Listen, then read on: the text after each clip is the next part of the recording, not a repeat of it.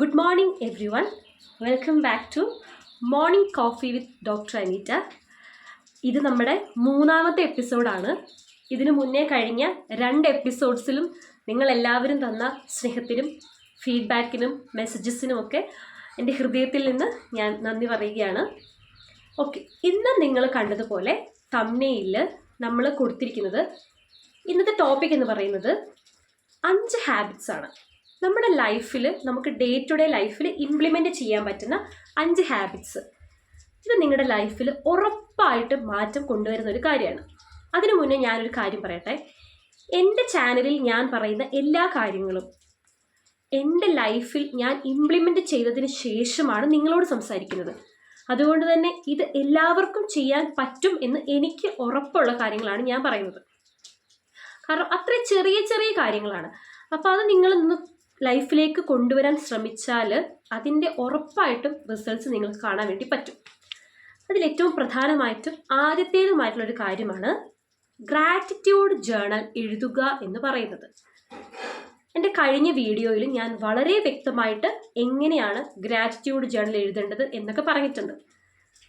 അപ്പം എങ്ങനെയാണ് gratitude journal നമ്മളെ സഹായിക്കുന്നത്? നമ്മൾ രാവിലെ എഴുന്നേറ്റ പാടെ ഗ്രാറ്റിറ്റ്യൂഡ് ജേണൽ പ്രാക്ടീസ് ചെയ്യുകയാണെങ്കിൽ നമ്മൾ അറിയാണ്ട് ആ ഒരു ഫുൾ ഡേ നമ്മൾ മോട്ടിവേറ്റഡ് ആയിരിക്കും. നമുക്ക് എന്തൊക്കെ ഇല്ല എന്നതിനേക്കാളും ഉപരിയായിട്ട് നമുക്ക് എന്തൊക്കെയുണ്ട് എന്നതിലേക്ക് നമ്മുടെ ശ്രദ്ധ ഓട്ടോമാറ്റിക്കലി തിരിയും. അത് നമ്മുടെ ആ ഒരു ഡേ നമ്മളെ ഇൻസ്പയർഡ് ആക്കി വെക്കാനും നമ്മളെ മോട്ടിവേറ്റഡ് ആക്കി വെക്കാനും ഒരുപാട് സഹായിക്കുന്ന ഒരു കാര്യമാണ്. രണ്ടാമത്തെ ഒരു ഹാബിറ്റ് എന്ന് പറയുന്നത് രാവിലെ എഴുന്നേൽക്കുമ്പോൾ തന്നെ മാക്സിമം നെഗറ്റിവിറ്റി നിങ്ങൾ അവോയ്ഡ് ചെയ്യുക. അതെന്തൊരു കാര്യമായിക്കോട്ടെ, ഈവൻ നമ്മൾക്ക് കേൾക്കാൻ താല്പര്യമില്ലാത്തൊരു ടോപ്പിക്ക് രാവിലെ നമ്മളോട് ഡിസ്കസ് ചെയ്യാൻ വരുന്ന ഒരാളോട് പറയണം, നമുക്കിത് ഡിസ്കസ് ചെയ്യാം, കുറച്ച് കഴിഞ്ഞ് ഡിസ്കസ് ചെയ്യാം, ഇപ്പം ഞാൻ എഴുന്നേറ്റതേ ഉള്ളൂ, കുറച്ച് നേരത്തേക്ക് ഈ ടോപ്പിക്ക് കേൾക്കാൻ എനിക്ക് താല്പര്യമില്ല എന്ന് പറയുക. ഈവൻ ന്യൂസ് പേപ്പർ ആയാലും ഈ എഴുന്നേറ്റ പാടെ ഈ ലോകത്തുള്ള എല്ലാ നെഗറ്റിവിറ്റിയും കൂടെ നമ്മൾ നമ്മുടെ തലയിലോട്ട് എടുത്തു വെക്കേണ്ട ഒരു കാര്യമില്ല. അതിന് പകരം നമുക്ക് എന്തൊക്കെ ചെയ്യാൻ പറ്റും? ഞാൻ ഇന്നലെ പറഞ്ഞതുപോലെ നിങ്ങളോട് എൻ്റെ വീഡിയോ തന്നെ കാണൂ എന്ന് ഞാൻ പറയുന്നില്ല. നിങ്ങൾക്ക് അത് കേട്ടാൽ ഉപകാരമാകും എന്ന് തോന്നുന്ന ആരുടെയെങ്കിലും നല്ല സ്പീച്ചസോ പോഡ്കാസ്റ്റുകളോ അങ്ങനെ നമുക്ക് ഗുണമുള്ള നമ്മുടെ ഒരു ഡേയെ മോട്ടിവേറ്റഡ് ആയി വെക്കുന്ന കാര്യങ്ങൾ കേൾക്കാൻ വേണ്ടി ശ്രദ്ധിക്കുക. ഇപ്പം നിങ്ങൾ ഈ ന്യൂസ് പേപ്പറൊക്കെ വായിക്കുന്നത് സത്യം പറഞ്ഞാൽ വളരെ നല്ലൊരു കാര്യമാണ്. നമ്മുടെ ജനറൽ നോളജ് കൂട്ടാൻ ഹെൽപ്പ് ചെയ്യുന്ന ഒരു കാര്യം തന്നെയാണ്. പക്ഷേ നിങ്ങളൊന്ന് ഇന്നത്തെ ന്യൂസ് പേപ്പർ എടുത്ത് നോക്കുക. ഇന്നത്തേന്ന് വെച്ചാൽ ഇപ്പോഴത്തെ ന്യൂസ് പേപ്പർ എടുത്ത് നോക്കുക.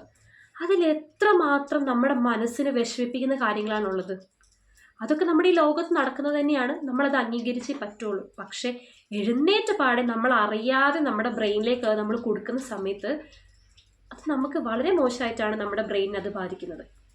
അപ്പോൾ എപ്പോഴും എഴുന്നേറ്റിട്ട് കുറച്ച് സമയം ഒരു മിനിമം ഒരു ഫസ്റ്റത്തെ ആ രാവിലെ എഴുന്നേറ്റ പാടെയുള്ള ഒരു 20 മിനിറ്റ്സ് എങ്കിലും നമുക്കിഷ്ടമില്ലാത്ത കാര്യങ്ങളിലേക്ക്, നമുക്കത് കേൾക്കുമ്പോൾ നെഗറ്റീവാണ് എന്ന് തോന്നുന്ന ആ ടോപ്പിക്സിലേക്ക് നമ്മുടെ ശ്രദ്ധയെ തിരിക്കാതിരിക്കുക.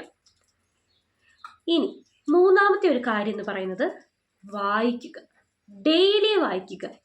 ഇന്നത്തെ ഇത്രയും തിരക്ക് പിടിച്ച ഈ ലൈഫ് സ്റ്റൈലുള്ള നമുക്ക് വായന എന്ന് പറയുമ്പോൾ തന്നെ സമയമില്ല എന്ന് പറയുന്ന ഒരു ലേബലിലേക്ക് നമ്മൾ മാറിക്കഴിഞ്ഞു. പക്ഷെ നിങ്ങളൊന്ന് ആലോചിച്ച് നോക്കൂ, ഒരു 3 പേജ് വായിക്കാൻ നമുക്ക് എത്ര സമയം വേണം? ഒരു 3 പേജ് എടുത്ത് വായിക്കാൻ വേണ്ടി ഒരു മനുഷ്യന് എത്ര സമയം വേണം?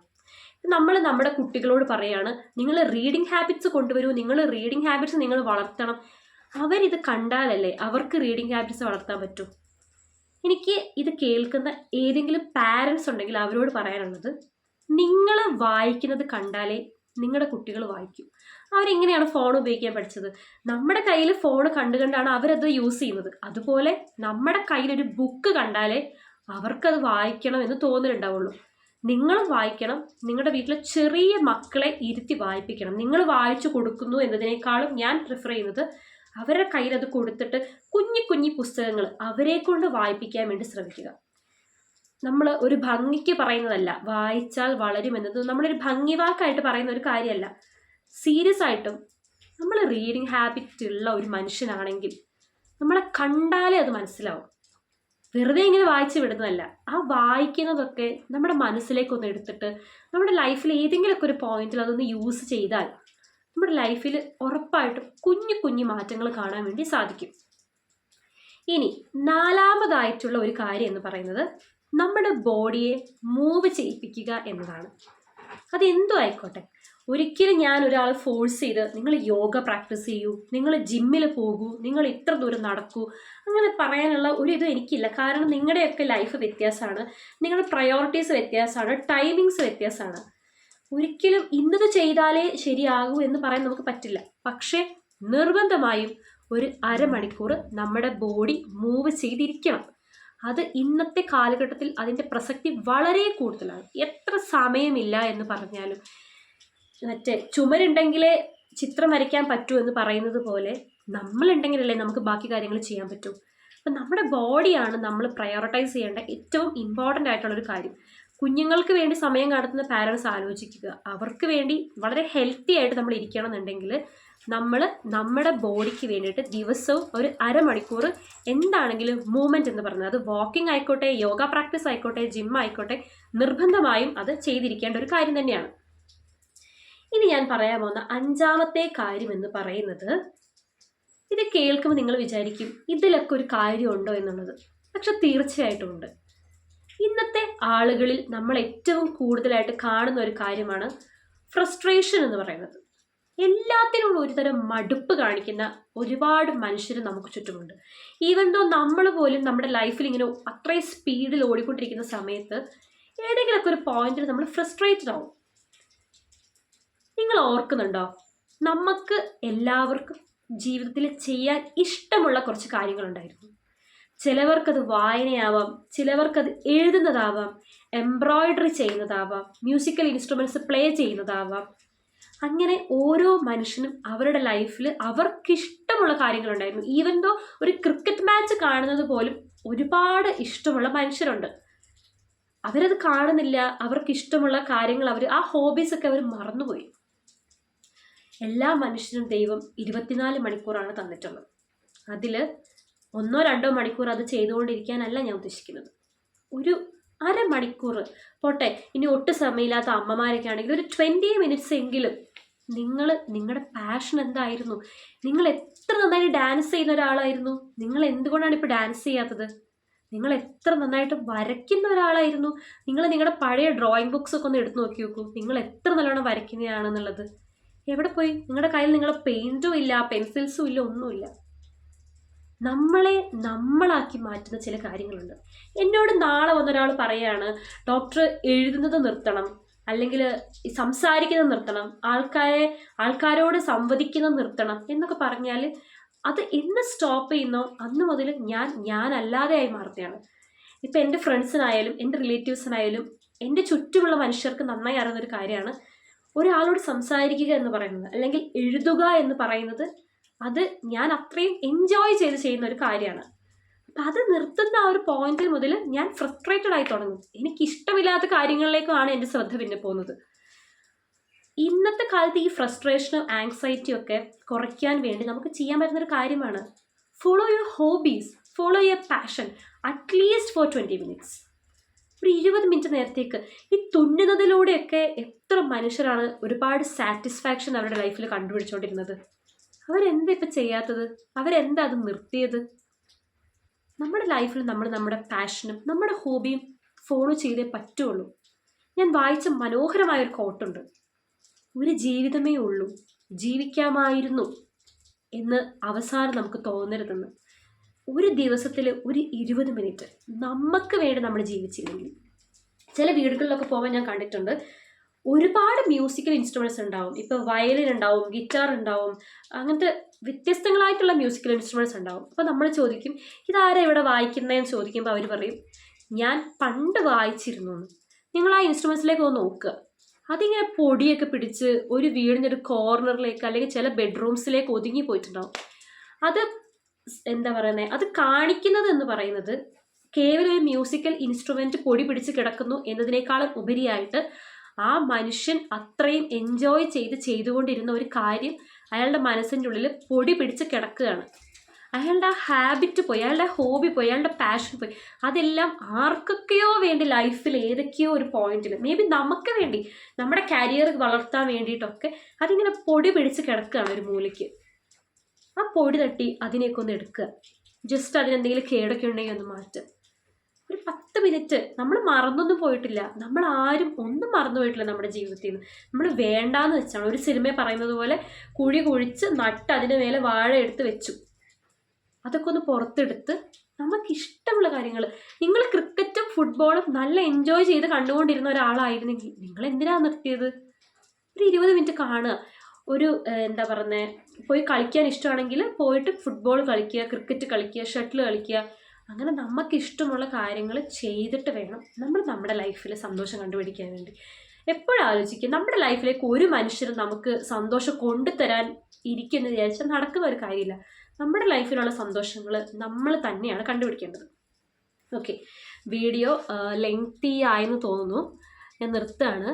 അതിന് മുന്നേ ഒരു കാര്യം കൂടി പറയാം.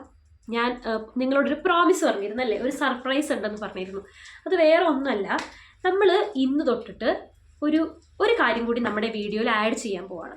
അതായത് ഞാൻ ഇനിയുള്ള എല്ലാ വീഡിയോസിലും നിങ്ങൾക്ക് ഒരു ബുക്ക് പരിചയപ്പെടുത്താൻ പോവാണ്. വേറെ വേറെ പുസ്തകങ്ങൾ, ഇന്നൊരു പുസ്തകം നാളെ മറ്റൊരു പുസ്തകം, അങ്ങനെ. ഇപ്പോൾ ഒരു 30 ദിവസം എൻ്റെ വീഡിയോ അടുപ്പിച്ച് കാണുന്ന ഒരാളാണെങ്കിൽ അവർക്ക് 30 പുസ്തകങ്ങളെ കുറിച്ചുള്ള കാര്യങ്ങൾ പറയാൻ പോവാണ്.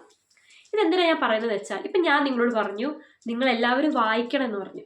ഇന്നത്തെ കാലത്ത് ഏത് പുസ്തകം വായിക്കണമെന്ന് ചൂസ് ചെയ്യാൻ ഒരു ബുദ്ധിമുട്ടും ഇല്ല. പക്ഷെ എന്നാലും എൻ്റെ വീഡിയോസ് കാണുന്ന, ഇപ്പം എനിക്ക് 84 സബ്സ്ക്രൈബേഴ്സാണ് ഞാൻ ഈ വീഡിയോ ഷൂട്ട് ചെയ്യുമ്പോൾ എനിക്കുള്ളത്. ആ 84 പേർക്കെങ്കിലും ഞാൻ വായിച്ച പുസ്തകങ്ങളെക്കുറിച്ച് എനിക്ക് പറയണം. ഇനി എല്ലാ പുസ്തകങ്ങളും ഇപ്പം ഞാൻ എക്സാമിന് പ്രിപ്പയർ ചെയ്യുന്ന ഒരു ടൈമാണ്. അപ്പം എനിക്ക് എല്ലാ പുസ്തകങ്ങളും വായിച്ച് നിങ്ങളുടെ മുന്നിൽ പറയാൻ പറ്റിയില്ലെങ്കിലും എൻ്റെ സർക്കിൾ എന്ന് പറയുന്നത് ഒത്തിരി വായിക്കുന്ന മനുഷ്യരുള്ള ഒരു സർക്കിളാണ്. അവർ വായിച്ച പുസ്തകങ്ങൾ, അവരുടെ റിവ്യൂസ് ഒക്കെ ഞാൻ നിങ്ങളായിട്ട് ഷെയർ ചെയ്യും.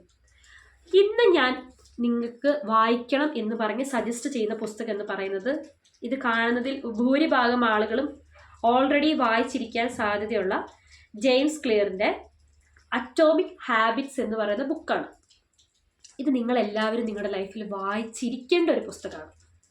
ഇപ്പം ഞാൻ പറഞ്ഞില്ലേ 5 ഹാബിറ്റ്സ് എന്ന് പറയുന്നത്, ഈ 5 ഹാബിറ്റ്സ് നമ്മുടെ ലൈഫിൽ ഇത്ര നിസ്സാരമാണ് എന്ന് വിചാരിക്കുന്ന ആളുകൾ പ്രത്യേകിച്ച് ഈ പുസ്തകം വായിച്ചിരിക്കണം. കാരണം ഇതിൽ പറയുന്ന ഒരു കാര്യമുണ്ട്, നമ്മുടെ ലൈഫിലത്തെ ഏറ്റവും ചെറിയ കാര്യങ്ങൾ. ഇന്നലെ 8 മണിക്ക് എണീറ്റ ഒരു മനുഷ്യൻ ഇന്ന് 7:55 എഴുന്നേറ്റാലും അത് അയാളുടെ സക്സസ് ആണ്. ഇന്നലെ ഒരു തുള്ളി പോലും എക്സസൈസ് ചെയ്യാണ്ടിരുന്ന ഒരു മനുഷ്യൻ ഇന്ന് ഒരു 10 മിനിറ്റ് ഒരു സ്പീഡായിട്ടൊന്ന് നടന്നു എന്ന് പറയുന്നത് അയാളുടെ സക്സസ് ആണ്. ഒരിക്കലും നമ്മുടെ ലൈഫ് നാളെ മുതൽ ഫ്രഷ് സ്റ്റാർട്ട് ചെയ്യുക എന്ന് പറഞ്ഞാൽ നടക്കുന്ന ഒരു കാര്യമല്ല. നമ്മുടെ ചെറിയ ചെറിയ മാറ്റങ്ങൾ ലൈഫിലത്തെ നമ്മുടെ വലിയ വലിയ സക്സസ്സിന് കാരണമാവും. ഒരു പാറ പൊട്ടിക്കുന്ന മനുഷ്യൻ്റെ കഥ പറയുന്നുണ്ട്. അതായത് ഒന്നും ലൈഫിൽ നടക്കുന്നില്ല എന്ന് തോന്നുന്ന ഒരു മനുഷ്യൻ നോക്കുന്നത് ഈ പാറ പൊട്ടിക്കുന്ന ആളെയാണ്. അയാളത് ഒറ്റയടിക്ക് പൊട്ടി ചെറിയ ചെറിയ കഷ്ണങ്ങളായി തെറിച്ച് വീഴുമെന്ന് വിചാരിച്ചിട്ടല്ലല്ലോ അയാളത് പൊട്ടിക്കുന്നത്. അയാൾക്കറിയാം അയാൾ അടിക്കുന്ന ഓരോ അടിയും അത് പൊട്ടി കഷ്ണങ്ങളായിട്ട് മാറാൻ വേണ്ടിയിട്ടുള്ളതാണ് എന്നുള്ളത്. സോ അത്രയും നല്ലൊരു പുസ്തകമാണിത്. നിങ്ങളെല്ലാവരും ഇത് വായിച്ചിരിക്കണം. എത്ര സമയമില്ലാന്ന് പറഞ്ഞാലും ഇത് ഒറ്റയടിക്ക് വായിച്ച് തീർക്കാനല്ല ഞാൻ ഉദ്ദേശിക്കുന്നത്. ഒരു 3 പേജ് വരെ നിങ്ങൾ വായിക്കുക. ഇത് നിങ്ങൾ വായിച്ചിട്ട് ഒന്നല്ലെങ്കിൽ എൻ്റെ ഈ വീഡിയോയുടെ താഴെ നിങ്ങളിത് വായിച്ചോ, നിങ്ങൾക്ക് എന്തൊക്കെയാണ് അതിനെക്കുറിച്ച് തോന്നിയത്, അല്ലെങ്കിൽ എൻ്റെ ഇൻസ്റ്റഗ്രാം ID ഉണ്ട് inked_by_anita എന്നാണ്. അതിൽ നിങ്ങൾ വന്നിട്ട് എനിക്ക് മെസ്സേജ് അയയ്ക്കുക. ഈ പുസ്തകത്തെക്കുറിച്ച് സംസാരിച്ചാൽ അത് ഒത്തിരി എന്താ പറയുന്നത്, വളരെ നല്ലൊരു കാര്യമായിരിക്കും. അപ്പോൾ നിങ്ങളെല്ലാവരും ഈ പുസ്തകം വായിച്ച് നോക്കുക. അതേപോലെ ഞാൻ പറഞ്ഞ ഹാബിറ്റ്സും കൂടി നോക്കുക. നാളെ നമുക്ക് പുതിയൊരു ടോപ്പിക്കായിട്ട് കാണാം. എൻ്റെ വീഡിയോസിനെ കുറിച്ചുള്ള എല്ലാ ഫീഡ്ബാക്സും നിങ്ങൾ അറിയിക്കുക. ഇന്നിപ്പോൾ ഞാൻ മൈക്ക് കൊണ്ടുവന്നിട്ടുണ്ട്. ഇതിൻ്റെ വോയിസ് ക്ലാരിറ്റി ഒക്കെ കൂട്ടണമെന്ന് വിചാരിച്ചിട്ടാണ് കൊണ്ടുവന്നിട്ടുള്ളത്. അങ്ങനെ നമുക്ക് ഓരോരോ സ്റ്റെപ്പായിട്ട് നമ്മുടെ ഈ പുസ്തകത്തിൽ പറഞ്ഞതുപോലെ ചെറിയ ചെറിയ മാറ്റങ്ങളിലൂടെ നമുക്ക് ഒന്നിച്ച് ലൈഫിൽ സക്സസ്ഫുൾ ആവാം. എല്ലാവരും ഹാപ്പി ആയിട്ട് പോസിറ്റീവായിട്ട് ഇരിക്കുക. നാളെ കാണാം. അതുവരേക്കും ബൈ.